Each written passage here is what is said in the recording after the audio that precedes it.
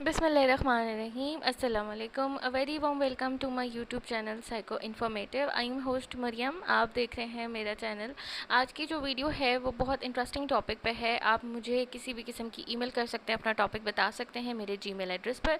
So attention please, today we will talk about attention, यानी कि आज हम बात करेंगे अटेंशन के ऊपर। अटेंशन को उर्दू में तवज्जो कहा जाता है और इसका साइकोलॉजी में क्या मतलब कंट्रीब्यूशन है, या साइकोलॉजी में ये क्या हद मतलब इसमें क्या क्या है, तो वो आज उसको हम देखेंगे। ठीक है, सो वीडियो का जो कंटेंट है उसको देख लेते हैं सबसे पहले। अच्छा जी, हमारे वीडियो के कंटेंट में है कि व्हाट इज़ अटेंशन, फिर विजुअल अटेंशन, फिर मॉडल ऑफ अटेंशन, फिर हम पढ़ेंगे जी कॉग्निटिव लोड, फिर मल्टीटास्किंग, डिवाइडेंट अटेंशन, फिर selective attention, characteristic of attention, और इसके अलावा जी एजुकेशनल इम्प्लीकेशन ऑफ अटेंशन। ठीक है जी, सो सबसे पहले स्टार्ट करते हैं हम अटेंशन की डेफिनेशन से।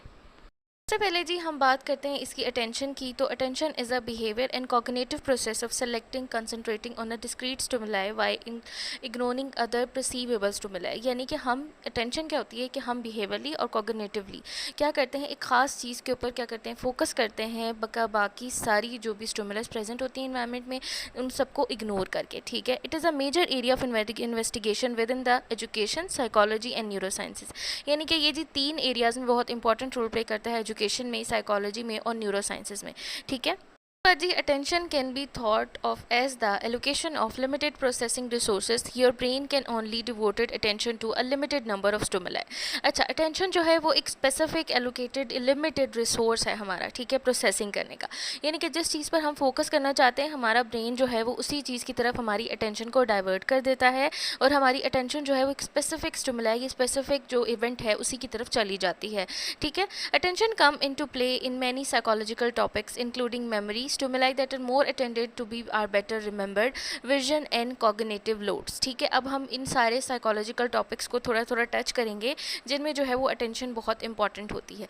इससे पहले मैं आपको एक ब्रीफ सी डेफिनेशन बता देती हूँ अटेंशन की, जो आपके लिए याद करने में आसान हो। ठीक है, तो इसको हम इस तरह कह सकते हैं कि selective concentration on the discrete stimuli while ignoring other perceivable stimuli. यानी कि किसी खास नुक्ते पर या किसी खास चीज़ पर तवज्जो देना, उसको सिलेक्ट कर लेना और सारे जो स्टिमुलाई हैं उनको जो परसीवेबल है उनको इग्नोर कर देना। ठीक है जी, अब हम बात करते हैं विजुअल अटेंशन की।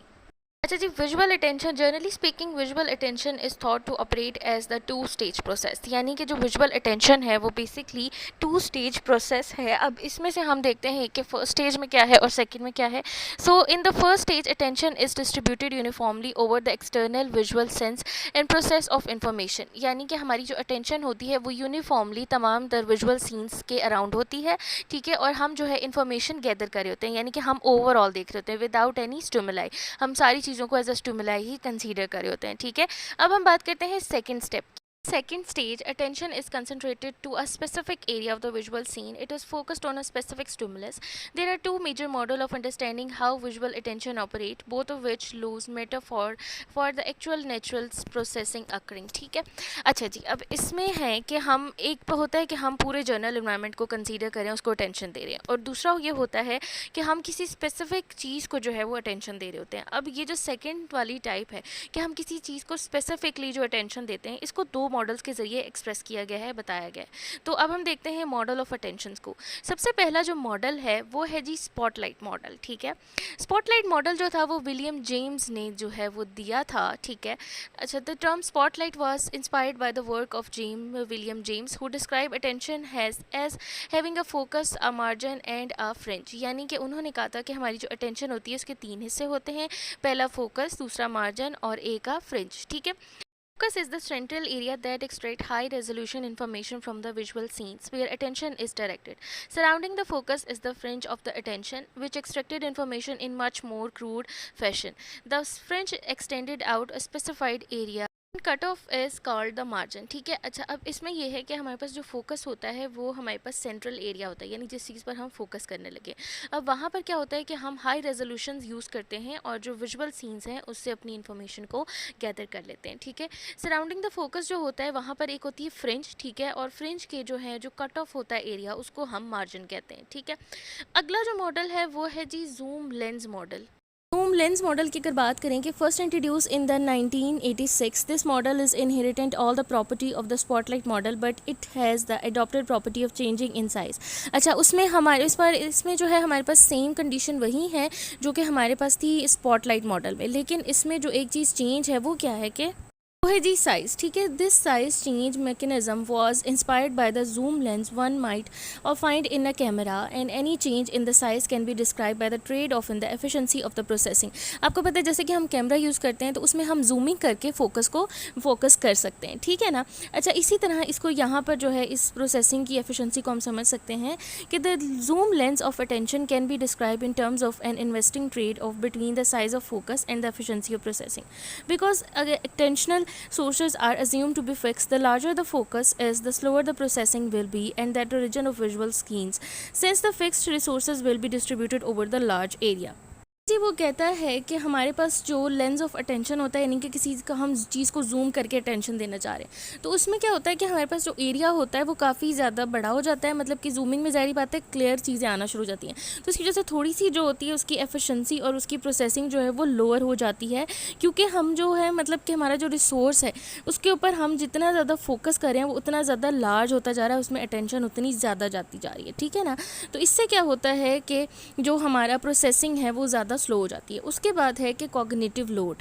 जी, उसके बाद बात करते हैं कॉग्निटिव लोड की। Think of a computer with limited memory storage, you can only give it many task before it is unable to process more. ठीक है, यानी कि आप इसको जो है मतलब एक कंप्यूटर को सोचें, उसकी जो है वो लिमिटेड मेमोरी हो, ठीक है, आप उसको टास्क देते जाएँ, वो एक टाइम आएगा कि वो टास्क नहीं करेगा क्योंकि उसकी मेमोरी इसको इजाज़त नहीं देगी।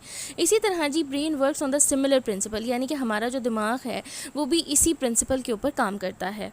The cognitive load theory. ठीक है, कॉग्निटिव लोड का क्या मतलब है? Refer the total amount of mental effort being used in working memory, यानी कि हमारे जितना भी जोर लगता है, आप इसको कह ही सकते हैं कि कॉग्निटिव लोड जो लगता है, हमारा मेंटल एफर्ट जो लगता है मेमोरी को वर्किंग में लाने के लिए। ठीक है, अटेंशन रिक्वायर्ड वर्किंग मेमोरी, यानी कि अटेंशन जो होती है वो वर्किंग मेमोरी को यूज़ करती है।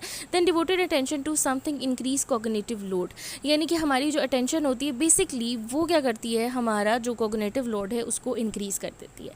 ठीक है, इसके अलावा जी आपने कुछ लोग देखे होंगे जो कि मल्टीटास्किंग होते हैं, जो कि एक वक्त में 2 से 3 चीज़ों पर अटेंशन दे सकते हैं। अब उनमें क्या रूल है वो भी हम देखते हैं। जी, डिफाइन कर लेते हैं मल्टीटास्किंग को। Multitasking can be defined as the attempt to perform 2 और मोर टास्क स्पॉन्टेनियसली, यानी कि एक से ज़्यादा टास्क जो है एक तक वक्त में करना, उसको मल्टीटास्किंग कहते हैं। However research show that when multitasking people make more mistake और perform their task more slowly.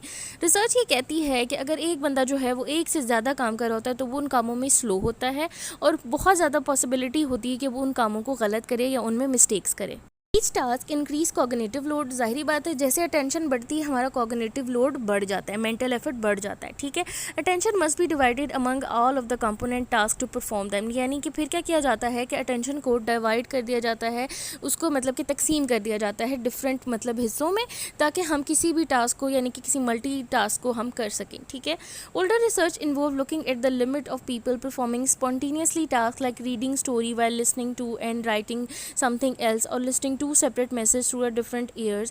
The vast majority of current research on human multitasking based on the performance of doing two tasks spontaneously, usually long driving while performing another task such as texting, eating, speaking to passenger in the vehicle and talking on cell phone. अच्छा, पहले जो research होती थी वो ये देखते थे कि लोग जो होते थे वो डिफरेंट चीज़ों को एक साथ परफॉर्म करते थे, जैसे बुक पढ़े हैं तो साथ साथ वो कुछ सुन रहे होते थे, कुछ लिख रहे होते थे। लेकिन अब क्या होता है कि अब परफॉर्मेंस बेस्ड हो गई है, यानी कि लोग जो होते हैं वो परफॉर्मेंस पे काम करने लगे हैं कि परफॉर्मेंस टास्क होती है। जैसे कि कोई काम कर रहे हैं, हम कोई गाड़ी चला रहे हैं तो हम साथ खा भी रहे हैं, फ़ोन पर भी बात कर रहे हैं, हम साथ वाले पैसेंजर से ही बात कर रहे हैं, तो मतलब कि हमारी अटेंशन काफ़ी सारी जगहों पर है। This research reveal that the human attention system has limited to what it can process. Driving performance is worse while engage in other task, यानी कि जैसे जैसे हम किसी और चीज़ में इन्वॉल्व होते हैं हमारी अटेंशन ख़राब होती जाती है। जैसे अगर हम ड्राइविंग परफॉर्मेंस कर रहे हैं तो वो पुअर होती जाएगी जैसे जैसे हम किसी और अटेंशन या किसी और चीज़ में डिस्ट्रैक्ट होते जाएंगे। ठीक है, driver make more mistake, brake harder and later in get in to the more accident, veer in to other lanes and less aware of other surrounding when engage in the previously discussed scenario या matter. ठीक है, अच्छा, अब जैसे हमने बताया कि किसी भी तरह से मतलब 2 से ज़्यादा काम कर रहे हो अगर एक काम करते हुए तो क्या होता है वो काम ख़राब हो जाता है। ठीक है, अब हम बात करेंगे सिलेक्टिव अटेंशन की। सेलेक्टिव अटेंशन होती है कि study show that if there are many stimulus present, specially if they are task related, ठीक है, it is much easier to ignore the non task related stimuli, but if there are few stimuli with the mind will perceive the irrelevant stimuli as well as the relevant, ठीक है। कहते हैं कि अगर हम कोई टास्क कर रहे होते हैं और हमारे पास सारे रेलेवेंट एलिमेंट होते हैं तो हम उन सारों को कंसीडर करते हैं, उन सब पर इंटेंशन देते हैं और वो यूज़फुल भी होती है। लेकिन कुछ ऐसे इन्वायरमेंट होते हैं जहाँ पर जो है अनयूज़फुल वो जो होते हैं अटेंशंस भी होती हैं, यानी कि अनयूज़फुल स्टिमुलाई प्रेजेंट होते हैं जिन पर हमारी अटेंशन जाती रहती है। जी, some people can process multiple stimuli with practice, यानी कि कुछ ऐसे लोग होते हैं जो कि प्रैक्टिस रखते हैं इस चीज़ की कि वो एक टाइम में मल्टीपल स्टिमुलाई को रिस्पॉन्स कर सकते हैं, उन पर फोकस कर सकते हैं। For example, trained Morse code operator have been copied 100 of the message while carrying on a meaningful conversation. This relies on the reflexive response that emerge the over learning the skill of Morse code transcripted so that the autonomous function requiring no specific attention to perform. अच्छा, ये चीज़ इस तरह से आप समझ सकते हैं कि अगर एक चीज़ आपने याद कर ली है, एक चीज़ आपको बिल्कुल अच्छे से आ गई है, तो आप वो कोई और काम करते हुए भी उसको कर सकते हैं। किस तरह से? क्योंकि आपके अटेंशन में वो चीज़ सेलेक्ट हो चुकी है, वो चीज़ सेव हो चुकी है। अब आप उसको जब चाहे किसी भी टाइम में किसी भी काम के दूसरे काम के साथ कर सकते हैं, ठीक है। अब हम बात करेंगे जी नेचर ऑफ अटेंशन के ऊपर। नेचर ऑफ अटेंशन में जो है वो कुछ हम पॉइंट्स डिस्कस करेंगे। पहला कि attention is a mental process and not a mental power. Attention जो है वो मेंटल प्रोसेस है, मेंटल पावर नहीं है, ठीक है। There can be no attention in the absence of interest. अगर कोई आपका इंटरेस्ट नहीं होता तो आप कभी भी उस चीज़ को तवज्जो नहीं दे सकते, ठीक है। इसके अलावा जी the thought of conscious life is impossible in the absence of attention, यानी कि कॉन्शियस लाइफ का जो थॉट है वो मतलब इम्पॉसिबल है अगर हमारी अटेंशन ना हो, ठीक है। Attention create readiness for the doing a work, यानी कि अटेंशन ही हमें जो है वो रेडी करती है किसी काम को करने के लिए। Attention is a selective process, यानी अटेंशन जो है वो एक सिलेक्टिव प्रोसेस है।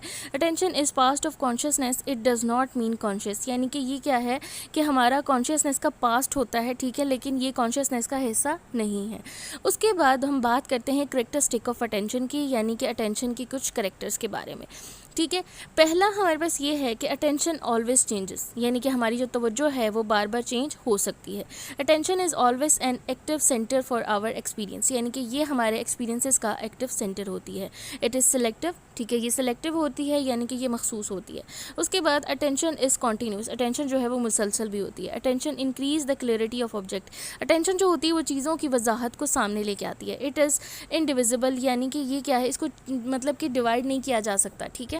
इसके अलावा जी the limitation of attention somewhat depend upon the relation between the things. इसके अलावा ये है कि हमारी जो अटेंशन की महदूद है, अटेंशन जो महदूद होती है वो डिपेंड करता है कि हम चीज़ों के दरमियान कितने ज़्यादा रिलेशन रखते हैं, ठीक है, हम उन रिलेशंस को कितना ज़्यादा प्रेफर करते हैं, ठीक है। अब हम बात करेंगे कि एप्लीकेशन ऑफ अटेंशन की, ठीक है, इन एजुकेशनल साइकोलॉजी आप इसको इस तरह कर सकते हैं कि एजुकेशनल इम्प्लीमेंटेशंस के ऊपर या फिर एजुकेशनल इम्प्लीकेशंस के ऊपर, ठीक है जी। अच्छा, अब हम देख लेते हैं इसको। ये है कि educational implications, attention play a vital role in the teaching learning process. हमें पता है कि टीचिंग और लर्निंग में अटेंशन बहुत इंपॉर्टेंट होती है। Without attention learning can not be effective. It's help a child to grasp things better. It is a must to be learn and skin less and study with the great attention last long. Thus attention is quite vital to learning. ये चीज़ हमें पता है कि जो चीज़ हम तवज्जो से सुन लेते हैं, तवज्जो से याद कर लेते हैं, जैसे कि अभी मैं बोल रही हूँ, अगर आप इस वीडियो को तवज्जो से देखेंगे तो आपको ये चीज़ अच्छे से याद हो जाएगी, आपको ये सारी चीज़ें फिंगर टिप्स पर याद हो जाएंगी और ये लास्ट लॉन्ग रहेंगी, ठीक है। अच्छा, अब हम बात कर लेते हैं इसके कुछ मतलब के फॉलोइंग रीजंस के जो कि मतलब इम्प्लीमेंटेशन में आते हैं कि teacher should try to secure attention of the children in the teaching learning situation, यानी कि टीचर को चाहिए कि अपने मतलब बच्चों को, ये जैसे मैं आपकी अपनी ऑडियंस को जो है वो मतवज्जो करके रखूँ, ठीक है। The teacher should create a conducive environment at the time of teaching in order to concentrate full attention among the children, यानी कि इसमें conducive environment के दौरान जो है टीचर को चाहिए कि वो attention को concentrate करे, ठीक है। The learning atmosphere should be free from all possible distracting factor। distracting factors को दूर करना बहुत इंपॉर्टेंट चीज़ होती है, ठीक है। किसी भी पार्ट ऑफ लर्निंग जो होता है वो ये होता है कि attention को मुकम्मल तौर पर फोकस किया जाए, ठीक है। In order to create attention the teacher should try to motivate the student at the each stage of teaching, यानी कि आप बच्चे को साथ साथ मोटिवेट करते जाएं। एजुकेशनल साइकोलॉजी में ये होता है कि आपने उस बच्चे की अटेंशन को बरकरार रखना होता है, ठीक है। हमने उसको बोर नहीं होने देना होता, हमने उसको अटेंटिव रखना होता है, ठीक है। अच्छा, उसके बाद आगे कुछ पॉइंट्स हैं, उनको भी डिस्कस कर लेते हैं। वो ये हैं कि diagrams, figure, picture should be drawn at the time of need, यानी कि इस तरह हम अटेंशन को इन्हांस कर सकते हैं, अटेंशन को बढ़ा सकते हैं। Audio visual aids should be properly used. Audio visual aids जो है वो बेसिकली लर्निंग डिसेबिलिटी वाले बच्चों के साथ यूज़ कर जाती हैं, स्पेशल चाइल्ड्स के साथ यूज़ की जाती हैं, ठीक है। और इसके अलावा जी ऑडियो विजुअल एड्स जो है वो आजकल भी यूज़ की जाती हैं, जैसे कि हैं पावर पॉइंट की प्रेजेंटेशंस होती हैं डिफरेंट यूनिवर्सिटी में, तो वो एक विजुअल भी होता है और साथ में उसमें ऑडियोज़ भी होती हैं। जी, the teacher should move use to gesture, posture, action and demonstration of the time of teaching, ठीक है। टीचर को ये चाहिए कि वो अपनी बॉडी लैंग्वेज को अच्छे से यूज़ करे ताकि वो अटेंशन को जो है वो मैक्सिमाइज़ कर सके।